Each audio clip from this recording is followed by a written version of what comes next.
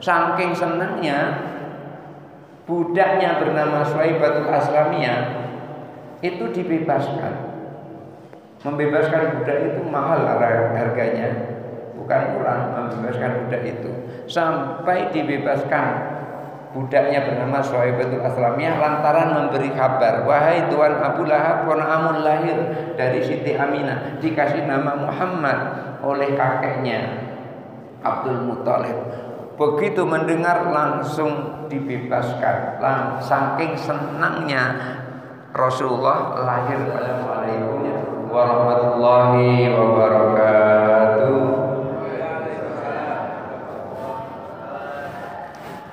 Innal hamdalillah wassalatu wassalamu ala Rasulillah wa ala alihi wa ashabihi wa mawala. La haula wala quwata illa billah. Rabbi shrah li sadri wa yassir li amri wahlul 'uqdatam min lisani yafqahu qawli. Amma ba'du.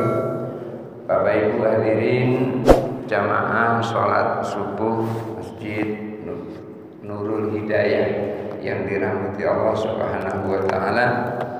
Kita lanjutkan pembahasan kita yang lalu tentang ruh. Dalam artian di sini adalah bukan kita akan melihat tentang ruh secara mendalam, tapi kita melihat ruh secara gerakan. Dalam artian nanti ketika seseorang meninggal dunia masih ada gak kaitannya dengan orang yang masih hidup. Karena memang Allah sampaikan yas'alunaka 'anir Qulir ruhu min amri rabbi. Mereka bertanya tentang ruh, tapi katakanlah ruh itu adalah urusan Tuhanku. Dalam artian yang paling tahu tentang ruh itu adalah Allah Subhanahu wa taala. Cuman di sini hanya melihat dari sisi zahirnya saja. Baik, kita lanjutkan. Bismillahirrahmanirrahim. Hadatsani Muhammad bin Abdul Aziz bin Sulaiman,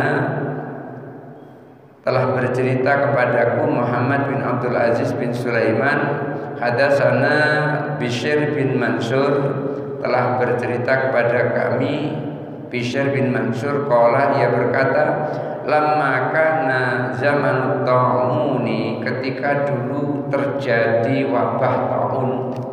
Wabah taun itu penyakit yang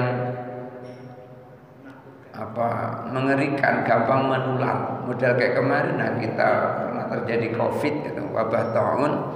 Karena rajulun yahtalifu ilal jabban, pada saat terjadi wabah taun itu ada seorang yang sering sekali pergi ke kuburan umum, ke pemakaman umum. Karena terkena wabah taun ya banyak orang meninggal, otomatis banyak orang yang pergi ke kuburan.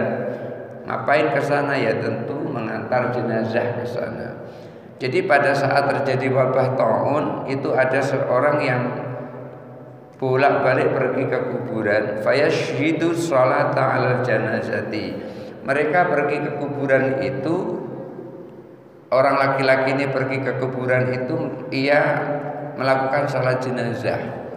Jadi ia menyolati jenazah itu di kuburan itu, ia sholat.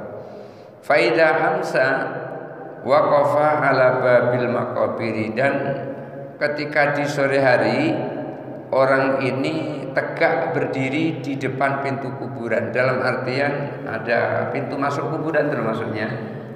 Ada pintu masuk kuburan, bukan pintu dalam artian bisa dibuka bisa ditutup.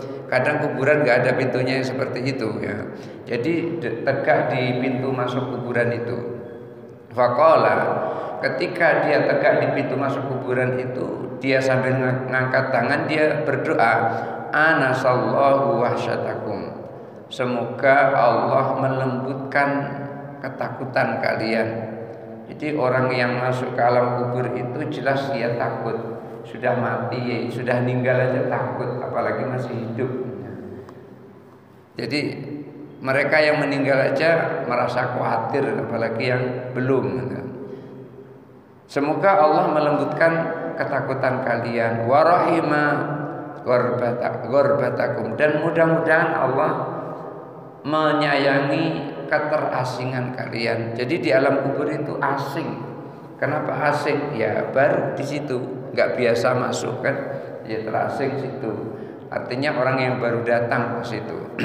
Wa tazawaja an musiakum. Mudah-mudahan Allah mengampuni segala kesalahan, artinya dosa-dosa yang diampuni oleh Allah. Wa qabala hasanatikum, dan mudah-mudahan Allah menerima amal kebaikan kalian.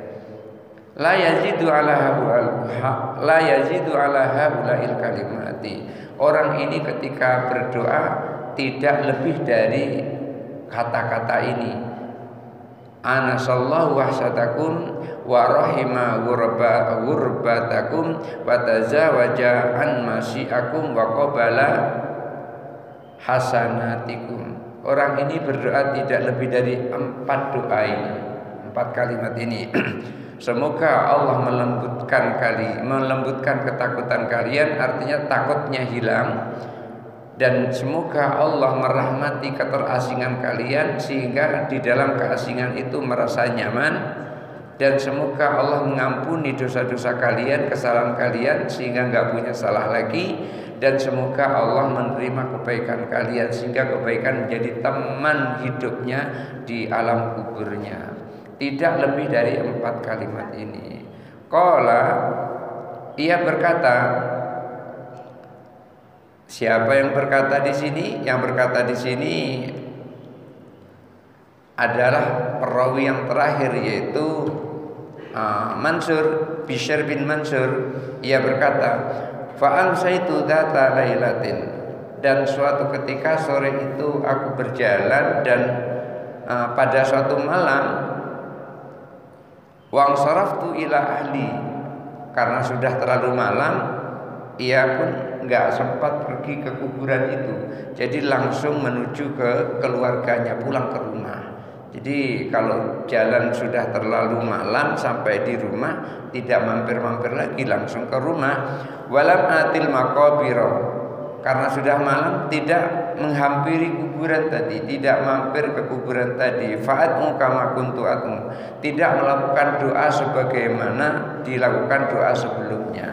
Jadi orang ini ia sering pergi ke kuburan, dan setiap kali di sore hari ia mampir di kuburan dan berada di pintu kuburan itu lalu berdoa, anasallahu wahsatakum wa rahima ghurabatakum wang saraf wang wa tazawaja an masyiakum wa qabala hasanatikum. Berdoa seperti itu setiap hari, berdoa seperti itu untuk orang-orang ahli kubur.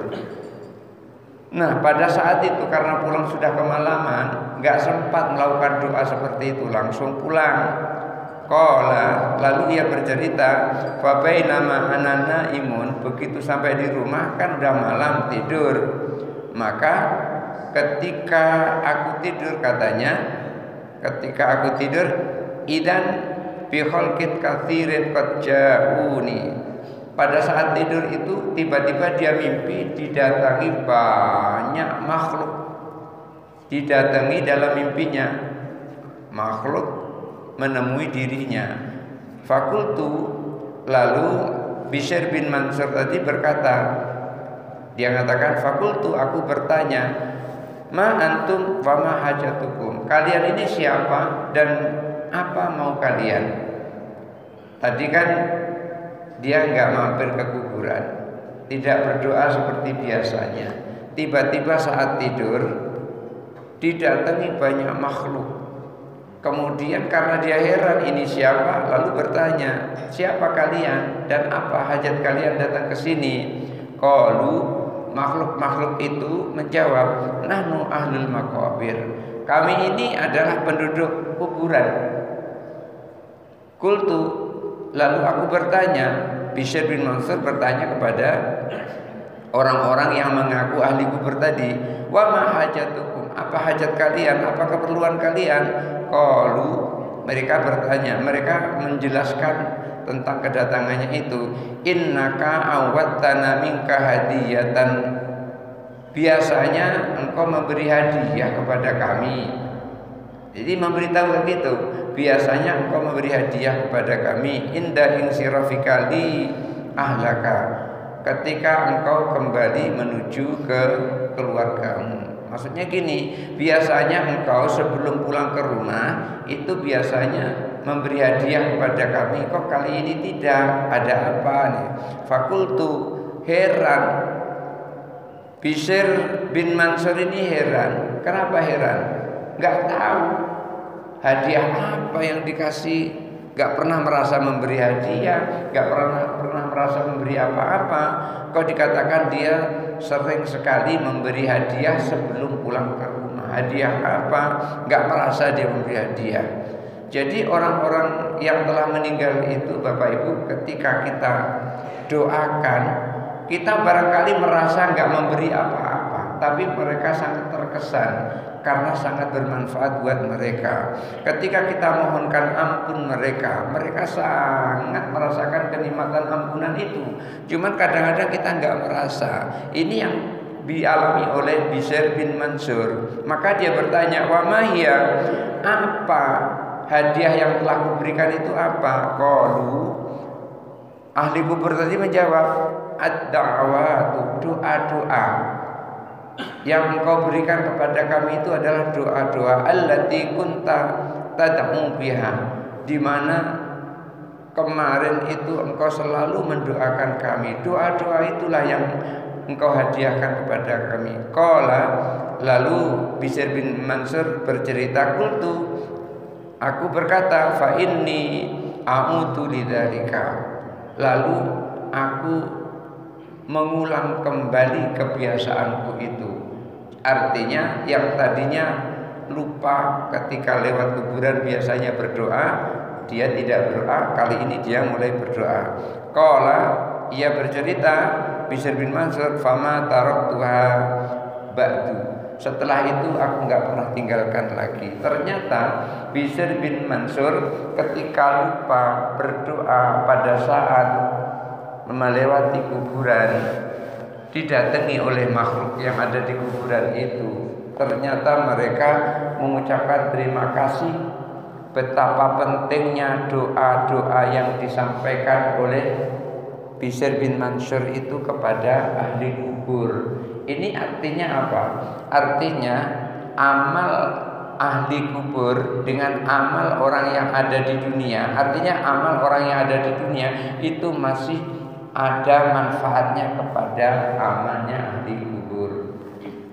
Ketika ada orang bertanya, kan sudah terputus amalnya. Idza matabnu adama in qata amaluhu illa min salatin, apabila anak Adam itu meninggal maka terputus semua amalnya illa min salasin, kecuali 3, sedaqatin jariyatin au ilmin yuntafa'u bihi aw waladin sholihin yad'u lahu. Amal soleh, jadi anak yang soleh, amal jariyah, kemudian ilmu yang bermanfaat, ini akan terus berketerkaitan. Iya, memang itu betul, betul itu nggak ada salahnya. Cuman keterkaitan antara orang yang hidup dengan orang yang meninggal itu masih sangat erat. Ketika orang yang meninggal, orang itu sudah meninggal, kita masih hidup, maka kita doakan, maka akan sampai doa itu kepada orang yang meninggal. Buktinya apa? Buktinya ketika ada orang meninggal, kita sholat jenazah, kita sholat mayat. Di dalam sholat mayat apa isinya? Takbir yang ketiga kan, Allahumma gfir lahu warhamhu wa'afihi wa'fu anhu, mendoakan. Dia sudah meninggal, kita berdoa. Maka pada saat itu doa kita sangat bermanfaat buatnya, karena Rasulullah perintahkan itu. Lalu ada yang protes, itu bertentangan dengan Al-Quran yang seperti itu. Nggak ada, tidak akan sampai doa kita itu kepada si mayat. Kenapa? Karena surah An-Najm ayat 39 menyebutkan Wa alaisa lil insani illa ma sa'a. Dan manusia itu tidak akan memperoleh apa-apa kecuali yang ia usahakan. Ada yang protes seperti itu untuk orang yang tidak suka mendoakan orang yang telah meninggal. Arti dari ayat itu adalah wa alaisa lil insani, dan manusia itu tidak memiliki apa-apa illa ma sa'a, kecuali yang ia usahakan. Artinya kalau yang mohon ampun itu adalah orang itu, maka dapatlah dia ampunan itu. Tapi kalau yang memohonkan ampun orang lain, maka tidak akan dapat ampunan itu. Jadi maksud dari ayat itu seperti itu. Tapi apakah ayat itu pemahamannya seperti itu? Itulah pentingnya kita kembali ke Al-Quran, tapi kita ngikuti pendapatnya ulama salaf, bukan pendapat otaknya sendiri. Kalau berdasarkan otaknya sendiri, iya, ayat itu memang bunyinya seperti itu. Tapi ingat, di dalam Al-Quran itu ada ilmu namanya ilmu nasikh, ilmu mansukh. Jadi kita memahami Al-Quran tidak cukup dengan hanya artinya saja. Ulama terdahulu sudah memberikan rambu-rambu untuk memahami Al-Quran, untuk memahami hadis. Kita dikasih perangkat namanya, salah satunya diantaranya ilmu usul fikih. Kalau kita nggak punya ilmu usul fikih, maka seperti itu tadi cara memahami Al-Quran tuh. Jadi nggak tahu mana ayat nasikh, mana ayat mansukh, sehingga semuanya diberlakukan seperti itu. Kemudian karena dia tidak punya ilmu usul fikih, memahami Al-Quran, memahami hadis yang pas seperti artinya itu. Contohnya apa?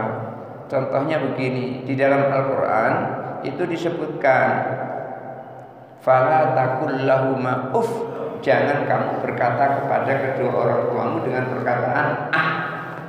Lalu dipahami oleh pikirannya, oh, yang tidak boleh itu adalah berkata ah. Tapi kalau misalnya meludahi orang tua, babit orang tua, ninju orang tua, nyekek orang tua, itu nggak apa-apa, nggak ada larangannya itu, nggak ada larangannya. Kenapa? Yang dilarang cuma mengatakan ah, kan itu. Kemudian ada ayat juga yang melarang fala taqrabuz zina, jangan engkau dekati zina. Oh, yang tidak boleh itu cuma mendekati zina rupanya. Jadi kita nggak boleh dekati zina. Lalu ya kalau berzina nggak ada larangannya. Yang ada jangan mendekati zina. Jadi mendekati zina nggak boleh, tapi kalau berzina nggak apa-apa. Ini kalau memahami Al-Quran tidak pakai ilmu usul fikih. Di dalam ilmu usul fikih Imam Syafi'i merumuskan. Jadi yang pertama merumuskan ilmu usul fikih itu adalah Imam Syafi'i.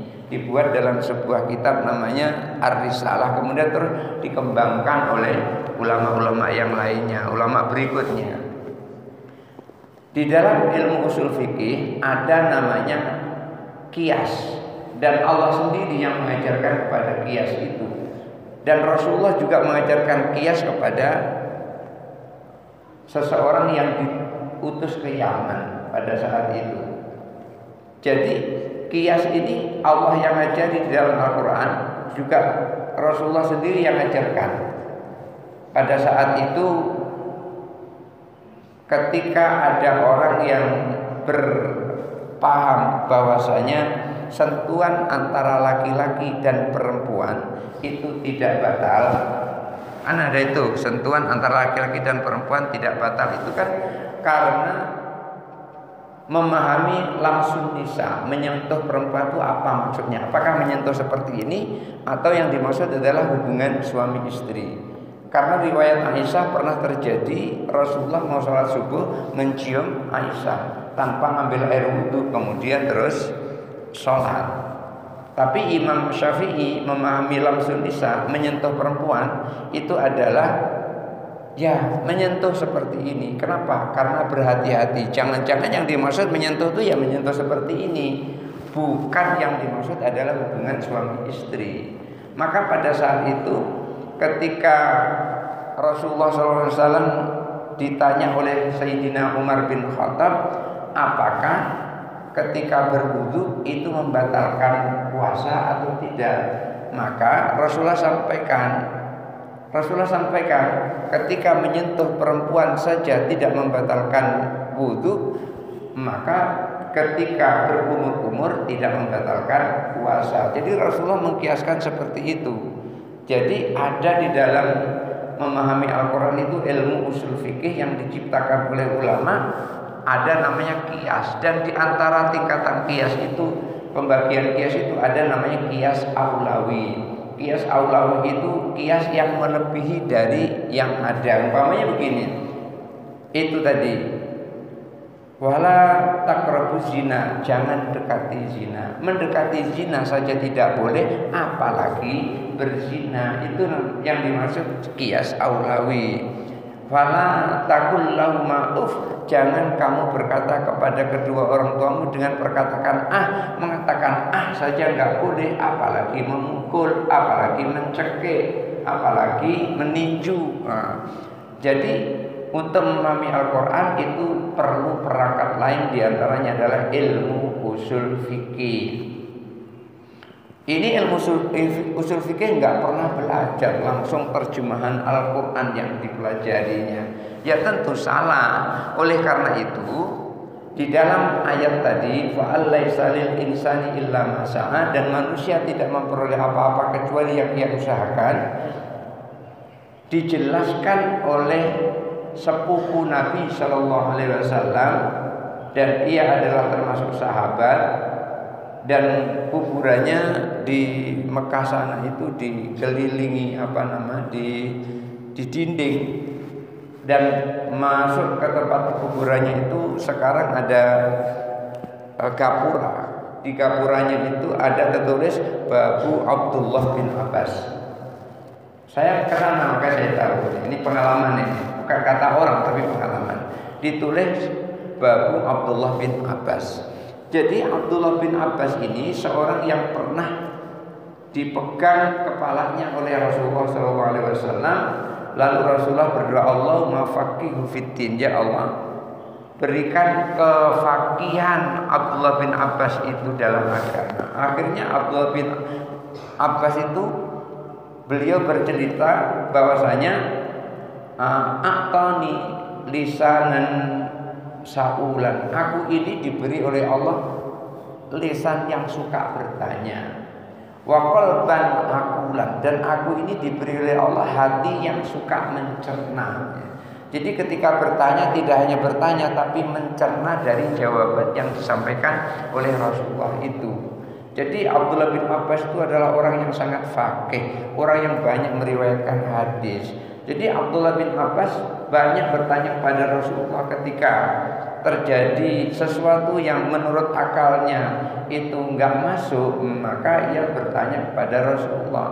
Lalu Rasulullah menjawab, dan jawaban itulah kemudian diceritakan kepada kita.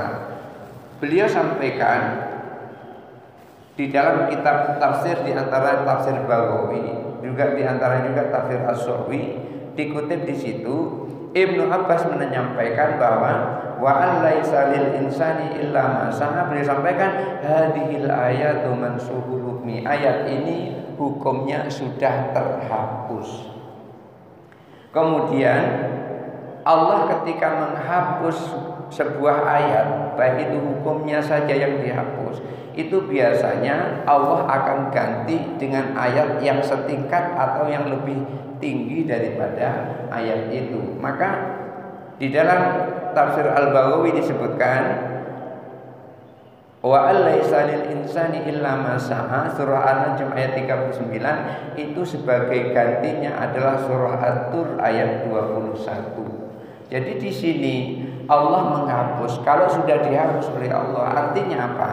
Artinya hukum yang ada di ayat tersebut sudah tidak berlaku, tetapi membacanya masih mendapat pahala. Apa buktinya hukum itu tidak berlaku? Contohnya begini, ketika ada sahabat Nabi meninggal, orang sudah siap mau sholat, Nabi sudah ada di situ juga siap mau sholat, tetapi tiba-tiba Nabi terhenti tidak jadi sholat. Kenapa? Karena Nabi merasakan orang ini meninggal masih membawa hutang. sehingga Nabi tidak mau nyolatinya.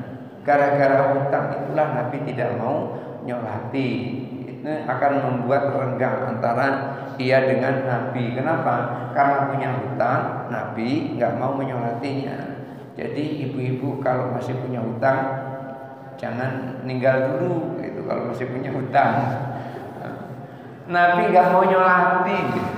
Masih punya hutang, Nabi nggak mau nyolati.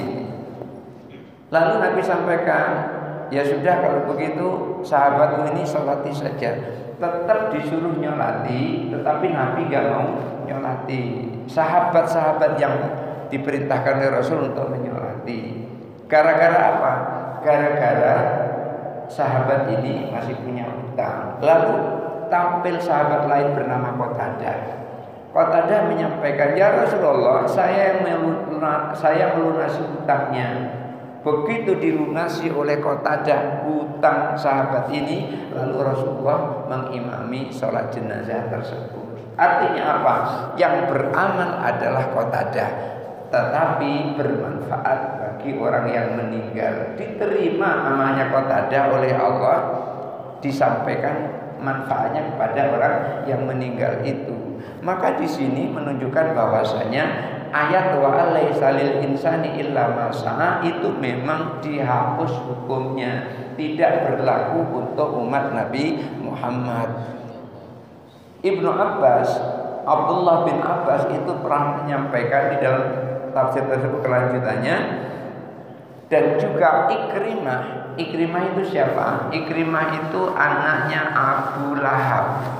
Berarti dia juga sepupu Nabi. Abu Lahab itu adalah orang yang sangat pengen Nabi itu mati. Tetapi Abu Lahab itu juga termasuk orang yang pernah bersukaria, orang yang pernah senang sekali ketika Nabi lahir. Punya ponakan, senang dia, lahir ponakannya senang. Saking senangnya, budaknya bernama Suwaibatul Aslamiyah itu dibebaskan. Membebaskan budak itu mahal harganya, bukan murah membebaskan budak itu. Sampai dibebaskan budaknya bernama Suwaibatul Aslamiyah lantaran memberi kabar, wahai Tuan Abu Lahab, ponakamu lahir dari Siti Aminah, dikasih nama Muhammad oleh kakeknya Abdul Muthalib. Begitu mendengar langsung dibebaskan. Saking senangnya Rasulullah lahir pada saat itu. Dia belum tahu kalau nanti itu jadi musuhnya, belum tahu itu. Yang dia tahu itu adalah keponakannya lahir. Ya sama dengan kita lah, barangkali kita punya adik atau punya kakak, kemudian kakak kita atau adik kita melahirkan bayi, kita senang sekali. Nah, aku jadi paman, kan begitu. Senang bukan main. Nah, Abu Lahab ini juga pernah senang kepada Rasulullah, juga pernah menginginkan Rasulullah itu dibunuh saja setelah dewasa. Dan Abu Lahab ini punya anak namanya Ikrimah. Ikrimah itu juga belajar kepada Rasulullah. Ikrimahnya masuk Islam, Abu Lahabnya tidak, karena Abu Lahabnya bertentangan kepada Rasulullah. Ikrimahnya ikut anak-anak Abu Thalib. Abu Thalib anak-anaknya semuanya disuruhnya ngikut Nabi Muhammad, seluruhnya disuruh ikut Nabi Muhammad. Artinya ngikuti ajarannya seluruhnya, anak-anaknya diperintahkan seperti itu. Dan Al-Abbas paman Nabi juga begitu, menyuruh anak-anaknya supaya ngikut kepada Nabi Muhammad. Tetapi Abu Lahab tidak sama sekali menyuruh anaknya ikut kepada Nabi Shallallahu Alaihi Wasallam. Tetapi dengan maunya sendiri, dengan petunjuk Allah, Ikrimah ngikut Nabi Muhammad Shallallahu Alaihi Wasallam, mengucapkan 2 kalimat syahadat dan belajar kepada Rasulullah. Ikrimah itu menyampaikan di dalam tafsir tersebut, dikutip oleh Imam Al-Baghawi, beliau sampaikan begini: hadhil ayatu fi suhufi Ibrahim wa Musa. Ayat ini berada di dalam suhuf Nabi Ibrahim dan suhuf Nabi Musa. Sehingga beliau sampaikan ayat ini berlaku untuk umat Nabi Ibrahim dan umat Nabi Musa, tidak berlaku untuk umat Nabi Muhammad Sallallahu Alaihi Wasallam. Tidak berlaku untuk umat Nabi Muhammad, hanya berlaku kepada umat Nabi Ibrahim. Adapun untuk umat Nabi Muhammad, lahu ma sa'a wa ma yas'a lahu. Ia memiliki yang ia usahakan dan juga yang diusahakan orang untuknya. Oleh karena itu ketika kita tahlilan, kita sering berdoa menyampaikan hadiah pahala Fatihah kepada orang-orang yang kita tuju. Artinya kita meniatkan untuk memberikannya kepadanya, maka itu akan berguna untuk orang yang diberi. Atau barangkali untuk diri kita sendiri. Misalnya ilayya al-Fatihah untuk diri sendiri, enggak apa-apa juga, boleh. Itu usaha kita sendiri. Jadi untuk umat Nabi Muhammad berlaku apa yang ia usahakan, yang diusahakan orang lain kepadanya.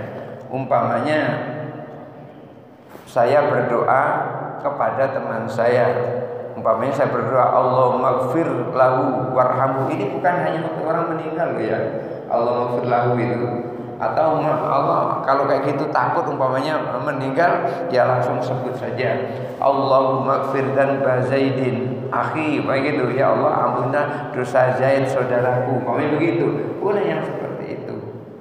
Dan Imam Ahmad bin Hambal, setiap kali Imam Ahmad bin Hambal itu sering mendoakan Imam Syafi'i di dalam sujudnya, di dalam sholatnya.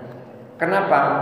Ya tentu paham Imam Ahmad bin Hambal, aqrabu ma yakunul abdu birrabbi wa huwa sajidun. Yang paling dekat antara hamba dan Allah itu adalah saat sujud. Maka saat sujud itu beliau mendoakan gurunya Imam Syafi'i. Walaupun ada perbedaan pendapat antara Imam Syafi'i dan Imam Ahmad bin Hambal. Apa perbedaannya? Imam Syafi'i kalau sholat subuh pakai kunut, Imam Ahmad kalau subuh nggak pakai kunut. Tetapi Imam Ahmad bin Hambal sangat menghormati Imam Syafi'i. Karena apa? Karena ini adalah ranah khilafiyah, ijtihad para ulama. Jadi ijtihadnya Imam Syafi'i melihat bahwasanya Nabi ketika memulai kunut subuh hatta faraqat dunya, sampai Nabi meninggal dunia. Sementara Imam Ahmad bin Hambal melihat bahwasanya Nabi kunut subuh itu hanya untuk keperluan tertentu. Maka mereka memiliki perbedaan pendapat. Cuman Imam Syafi'i tidak menyalahkan Imam Ahmad bin Hambal, Imam Ahmad bin Hambal juga tidak menyalahkan Imam Syafi'i. Kenapa? Karena ini adalah bukan urusan pokok, bukan urusan usul, tapi ini adalah urusan furu'. Kalau urusan furu' itu boleh banyak, tapi kalau usul itu nggak boleh. Kalau usul, pamanya gini, yang namanya tauhid itu adalah mengesahkan Allah. Maka ketika ada orang yang meyakini Allah itu lebih dari satu, Allah itu dua atau Allah itu tiga, maka ini tidak bisa ditolerir lagi. Ini sangat bertentangan dengan qul huwallahu ahad, sangat bertentangan. Maka untuk urusan furu itu boleh-boleh saja berbeda, boleh saja sama, boleh berbeda. Dari perbedaan inilah kalau orang berilmu akan menghormati antara satu dengan yang lain. Yang kunut ya silahkan, yang tidak kunut ya silahkan. Yang salah itu adalah yang tidak mau sholat subuh. Itu sesungguhnya kalau udah nggak mau sholat subuh itu benar-benar salah itu. Subuh pakai kunut silahkan, tidak pakai kunut juga silahkan, nggak apa-apa. Maka dulu ada dua alumni dari Pondok Pesantren Gontor yang akhirnya menyatukan dua organisasi. Yang pertama Kiai Din Samsudin, itu dari Pondok Pesantren Gontor. Yang kedua Kiai Hasyim Muzadi, itu juga alumni Pondok Pesantren Gontor. Kedua-duanya dididik dalam satu pondok pesantren yang sama, tetapi begitu terjun ke masyarakat itu menjadi dua organisasi yang berbeda. Yang satu organisasi Muhammadiyah, yang kedua organisasi NU. Itu organisasi ya, bukan agama. Nanti salah pula, nanti agama NU, nggak ada agama NU. Itu organisasi, Muhammadiyah juga organisasi. Kedua-duanya ini tidak bertentangan antara satu dengan yang lain. Pemahamannya seperti pemahaman Imam Syafi'i dan pemahaman Imam Ahmad bin Hambal. Kiai Hasyim Muzadi tidak pernah menyalahkan Kiai Din Samsudin, dan Kiai Din Samsudin juga tidak pernah menyalahkan Kiai Hasyim Muzadi. Kedua-duanya saling menghormati. Dulu juga pernah terjadi antara Buya Hamka, kan jelas Buya Hamka itu pemahamannya adalah Muhammadiyah. Buya Hamka dan Ada Malik, kan ada dua orang yang berbeda itu. Ketika Buya Hamka jadi imam sholat subuh, ternyata Buya Hamka doa kunut. Bukan tidak hafal doa kunut, Buya Hamka doa kunut. Walaupun nggak berdoa kunut, tapi Buya Hamka doa kunut. Kenapa? Karena imamnya tahu, Buya Hamka tahu di belakangnya orang yang biasa kalau subuh pakai kunut. Tetapi ketika Ada Malik jadi imam, Buya Hamka jadi makmum, Ada Malik enggak pakai kunut.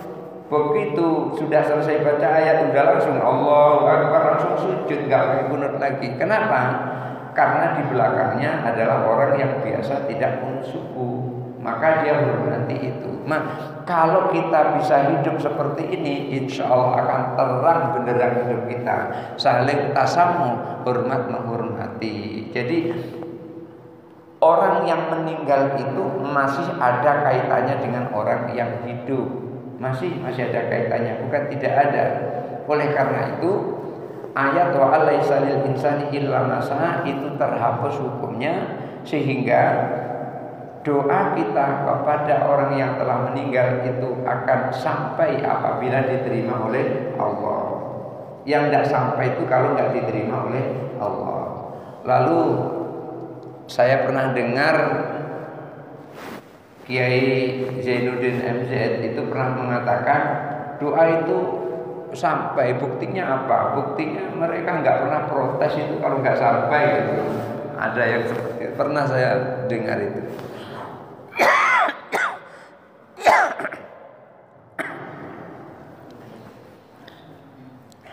Jadi jangan ragu ketika kita punya orang tua atau punya paman atau orang-orang yang kita cintai, ketika selesai sholat atau barangkali kita pas ada di tempat-tempat yang makbul, tempat-tempat yang diijabah doa itu oleh Allah, umpamanya pas lagi kita tawaf di Masjidil Haram atau pas lagi kita umroh, melaksanakan umroh, maka orang-orang yang seperti itu doanya sedang diijabah oleh Allah Subhanahu wa taala. Jangan lupa doakan orang-orang yang kita cintai.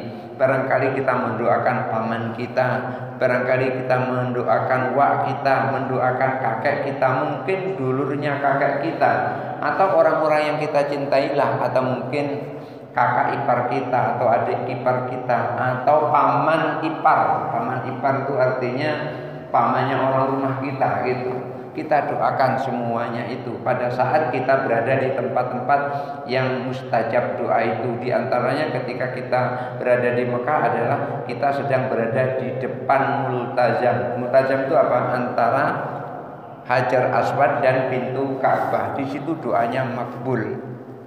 Saya sudah mempraktekkan sendiri dan sudah merasakan nikmatnya. Doa di situ adalah makbul. Artinya apa? Semua yang kita minta di situ, baik keperluan dunia maupun keperluan akhirat, itu diijabah oleh Allah. Lah kalau yang di dunia saja diijabah oleh Allah, bagaimana dengan yang akhirat? Itu pasti diijabah. Saya punya dan pernah berdoa di situ, semua yang saya minta sudah diberi oleh Allah, sudah dirasakan oleh Allah. Minta yang saya perlukan, yang memang penting gitu, diijabah oleh Allah Subhanahu wa taala. Ini yang nampak saja bisa dilihat, apalagi yang tidak nampak nanti bisa dirasakan. Oleh karena itu, ketika kita dalam keadaan sedang dekat kepada Allah, maka kita doakan orang-orang yang perlu doa dari kita. Kalau Ustaz, saya kan belum pernah pergi umroh, saya belum pernah pergi haji, jadi nggak bisa doa di sana, jauh di sana harganya mahal. Ya sudah, di tempat kita saja, umpamanya di masjid ini atau di rumah kita. Kapan itu? Saat sujud terakhir, saat sujud pada saat sholat. Aqrabu ma yakunul abdu min rabbi wa huwa sajidun. Yang paling dekat antara hamba dan Allah adalah pada saat sujud. Maka saat sujud itu kadang-kadang kita perhatikan ada orang yang sujud akhirnya itu agak lama gitu. Tapi ingat, lamanya sujud akhir tidak boleh melebihi rukun, tidak boleh melebihi satu rukun. Kalau sudah imam Allahu Akbar duduk, itu jangan lama-lama. Ya bolehlah agak sedikit sujud, tetapi jangan terlalu lama. Jangan sampai imam sudah Assalamualaikum warahmatullahi wabarakatuh masih sujud, maka batal sholatnya yang seperti itu. Karena apa? Sudah melampaui rukun.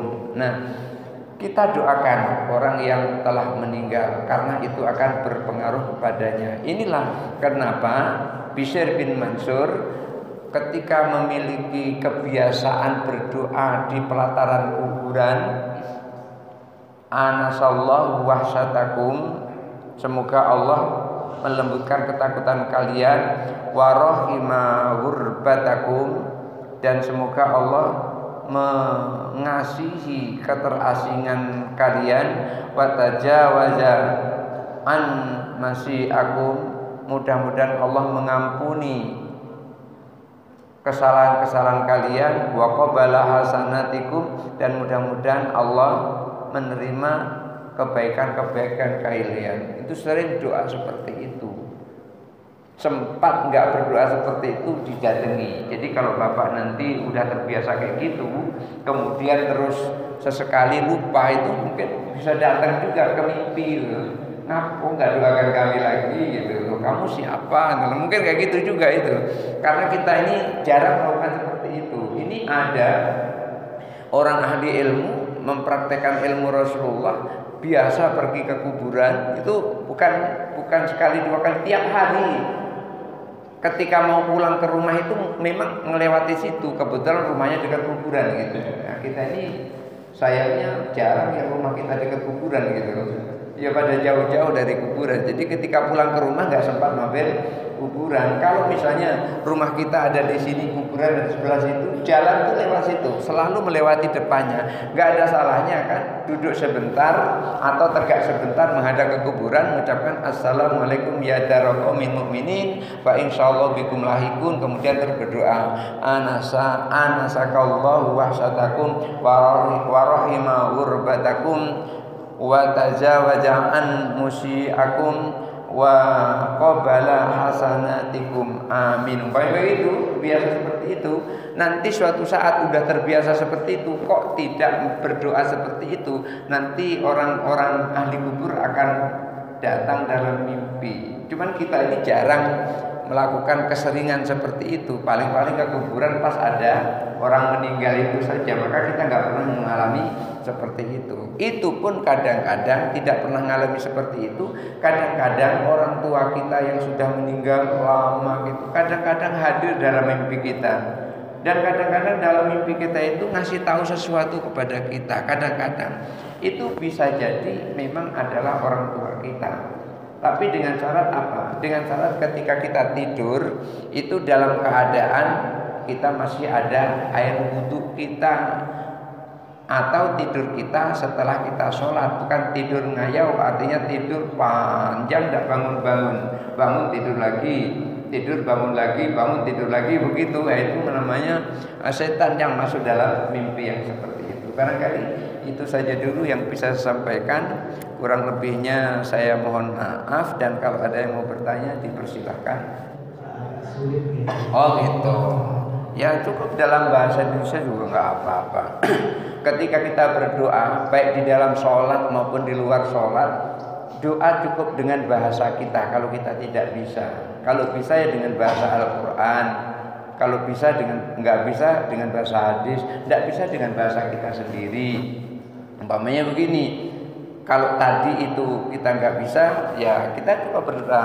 Ya mudah, umpamanya begini, kita berdoa apa saja yang artinya menurut pemahaman kita akan membuat mereka itu senang. Umpamanya tadi, mudah-mudahan Allah melembutkan ketakutan kalian. Artinya mudah-mudahan Allah menghilangkan ketakutanmu. Dan mudah-mudahan Allah menyayangimu, mudah-mudahan Allah menghapuskan seluruh kesalahanmu, dan mudah-mudahan Allah menerima seluruh kebaikanmu. Ya boleh saja seperti itu. Dan di dalam sholat juga boleh kita berdoa dalam bahasa Indonesia. Umpamanya gini, ketika kita sujud terakhir setelah membaca Subhana rabbiyal a'la wa bihamdi, Subhana rabbiyal a'la wa bihamdi, Subhana rabbiyal a'la wa bihamdi. Ini ada ibu-ibu berdoa untuk suaminya, umpamanya, ya Allah, suamiku kok matanya sudah mulai tajam, begitu. Ya Allah, tajamkanlah suamiku lebih lagi, tapi hanya untukku, umpamanya begitu. Artinya apa?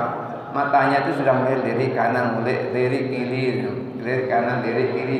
Didoakan seperti itu, nanti dia diam aja kayak gitu. Loh Ustaz, apa pernah mengalami seperti itu? Dalam artian didoakan istri? Pernah, Bu. Waktu ada orang lewat di depan rumah membawa membawa kaligrafi.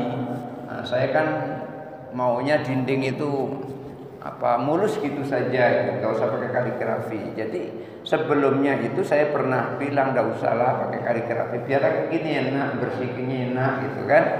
Lalu dia berdoa seperti itu, rupanya pengen kaligrafi supaya saya menyetujui. Begitu dia ngomong, ya itu ada kaligrafi bagus, boleh lah kita beli. Ya udah beli saja, ayahnya begitu, ayahnya boleh nurut akhirnya gitu.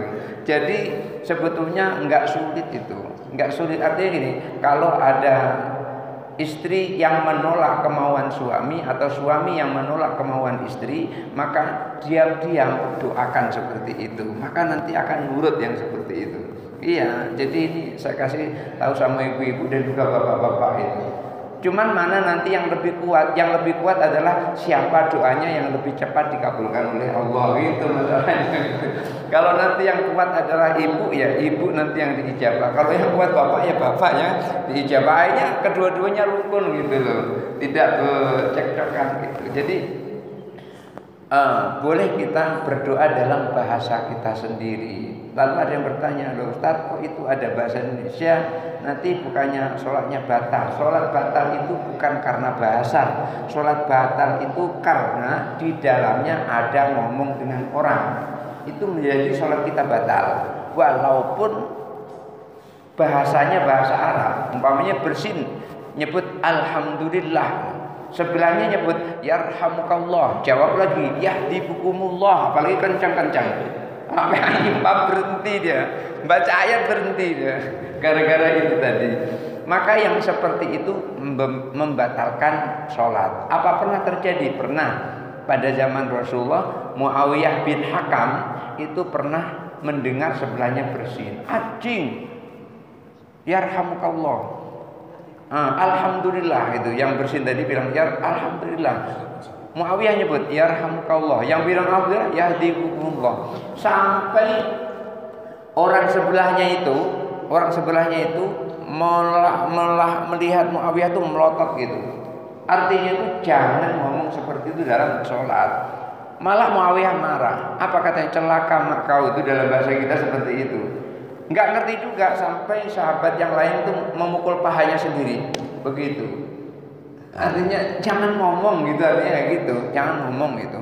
Jadi Muawiyah merasa dimarahi oleh kawan-kawannya pada saat itu. Tapi setelah selesai sholat, Rasulullah narik Muawiyah, langsung dikasih tahu, Muawiyah, kalau sholat itu nggak boleh ada kalam adami. Waktu sholat itu nggak boleh ada ucapan manusia. Itu tadi adalah ucapan manusia. Kawanmu nyebut Alhamdulillah, kamu jawab Yarhamukallah, kawanmu jawab Yahdibukumullah. Itu adalah ucapan manusia. Kau sedang ngomong dengan manusia, bukan ngomong dengan Allah. Walaupun bunyinya adalah kalimat-kalimat thayyibah, bunyinya yang seperti itu. Lalu apa kata Muawiyah? Aku tidak pernah diajari oleh orang yang lebih bagus dari cara ngajarnya Rasulullah. Aku nggak pernah dibentak, aku nggak pernah dipukul, aku nggak pernah dipelototin. Jadi Muawiyah itu mengatakan membagus-baguskan apa? Memuji-muji cara Rasulullah mengajar gitu. Jadi memberitahunya itu dengan cara yang hikmah, mau'izatil hasan. Ketika dijidal atau dibantah itu dengan bantahan yang lembut, dengan bantahan yang menyenangkan hati. Jadi seperti itu.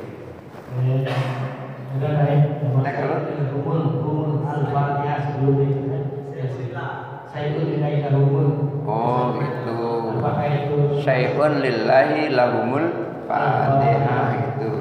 Syai'un itu kan sesuatu, lillahi untuk Allah, lahum untuk mereka, al-fatihah. Jadi kan itu artinya itu. Jadi ketika kita menyebut syai'un lillahi lahumul fatihah, sebetulnya enggak usah menyebut syai'un lillahi, cukup lahumul fatihah itu juga boleh yang seperti itu. Kenapa? Karena yang disebut dengan syai'un itu tadi kan sudah kita lakukan itu. Misalnya kita membaca surah Al-Fatihah tadi. Maksudnya adalah Al-Fatihah ini ya Allah sampaikan pahalanya untuk mereka, lahumul Fatihah. Jadi boleh kita boleh saja syai'un lillahi lahumul Fatihah boleh, atau langsung lahumul Fatihah boleh. Itu hanya kata pengantar saja, tapi maksudnya seperti itu. Sesuatu yang kita sebutkan tadi syai'un tadi sesuatu. Itu sesuatu yang kita sebut tadi, itulah yang kita sebut Fatihah itu tadi. Jadi boleh disebut dua kali, berarti kan dua kali itu. Syai'unnya disebut, Fatihahnya juga dibaca. Artinya kedua-duanya bisa disampaikan. Boleh syai'un lillahi lahumul Fatihah atau lahumul Fatihah. Jadi kedua-duanya boleh. Dan lahum itu sesuai dengan keinginan kita. Keinginan kita tuh hum itu siapa? Hum itu kan mereka artinya. Lahumul Fatihah, Fatihah untuk mereka. Siapa mereka itu? Makanya disebutkan biasanya kan satu persatu namanya. Misalnya Singo bin Dimijo, itu kan ada namanya Singo Dimijo, itu kan. Itu dalam bahasa Inggris lion on the table kan gitu kan. Kan Singo kan lion kan. Nah, jadi disebutkan satu persatu namanya gitu. Boleh yang seperti itu. Nanti dalam riwayat disebutkan bahwasanya ketika kita telah menyebutkan nama-nama orang yang kita beri pahala itu, maka mereka langsung sampai kepadanya. Tetapi kalau hanya secara umum untuk kaum mukminin umpamanya begitu, kaum mukminin wal mukminat, muslimin wal muslimat, itu kan umum itu. Asal mereka yang mukmin, asal mereka yang muslim, maka mereka akan dapat, teman ngantri dapatnya, kira-kira gitu. Tapi yang tidak ngantri itu tadi langsung disebut. Kira-kira barangkali ketika paket itu sudah ada namanya Fulan bin Fulan, itu sudah langsung diantar sampai ke situ. Barangkali gambarnya sekarang seperti itulah kira-kira. Dapat paket itu tapi langsung namanya. Jadi langsung dicari orang itu. Tapi kalau misalnya gini, raskin ini hanya dibagikan untuk RT 09 kayak gitu. Jadi yang miskin di 09 saja yang dapat, tapi ngantri itu dapat itu. Ini umum tapi masih dalam koridor khusus. Sama dengan tadi ngirim Fatihah tadi, muslimin muslimat, mukminin mukminat. Kalau nggak muslim nggak mukmin nggak dapat. Orang kafir nggak dapat gitu kan. Orang yang agamanya tidak Islam nggak dapat. Sama dengan ini RT 9, jadi RT 8 nggak dapat, RT 7 nggak dapat. Nah seperti itu kira-kira kalau dikiaskan seperti itu. Ya. Iya betul. Ini nanti berikutnya itu akan dibahas yang seperti itu, tapi nggak apa-apa kita ungkapkan dulu. Ketika kita pergi ke kuburan, itu sebaiknya kita jangan melangkahi kuburan itu, atau kita duduk di tengah-tengah di antara pusara itu. Kenapa?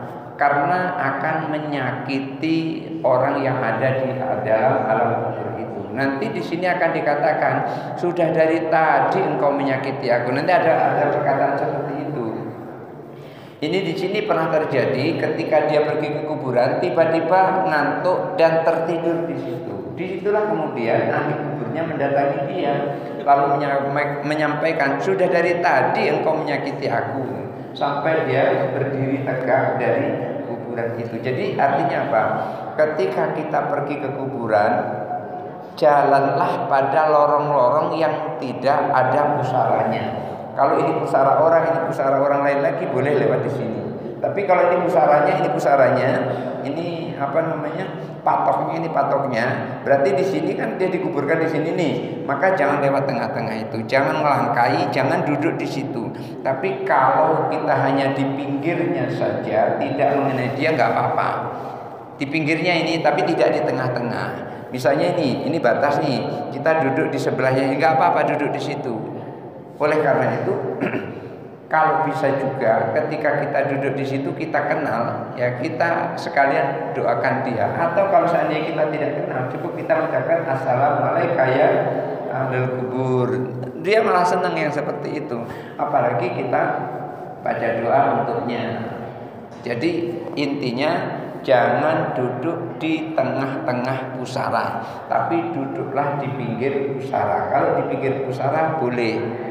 Apalagi kadang-kadang saya perhatikan orang yang mengantarkan jenazah, mereka tidak tahu barangkali pokoknya yang penting sampai kepada liang lahat yang itu diterjangnya, diterabasnya. Itu barangkali ya semacam ada orang tidur diinjak-injak begitu, kira-kira seperti itu. Mereka merasa tersakiti, cuman kita nggak tahu gitu. Andaikan kita tahu cerita mereka, mungkin kita akan lari dari tempat situ. Karena andaikan kita tahu dan dengar itu, ya untungnya saja Allah tidak boleh mendengar, hanya sakolain, hanya dua orang ini yang tidak boleh. Siapa yang tidak boleh? Jin dan manusia.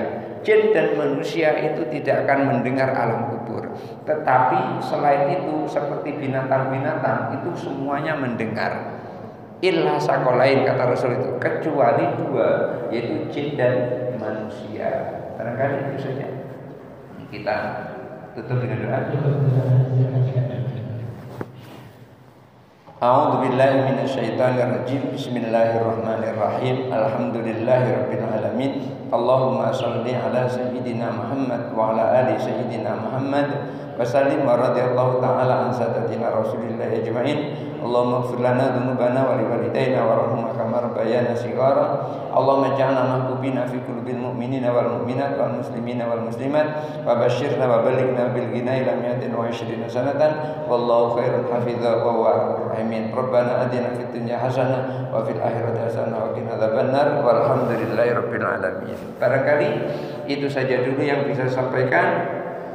Adanallahu wa iyyakum ajma'in wallahu muwaffiq ila aqwamit thariq. Wassalamualaikum warahmatullahi wabarakatuh.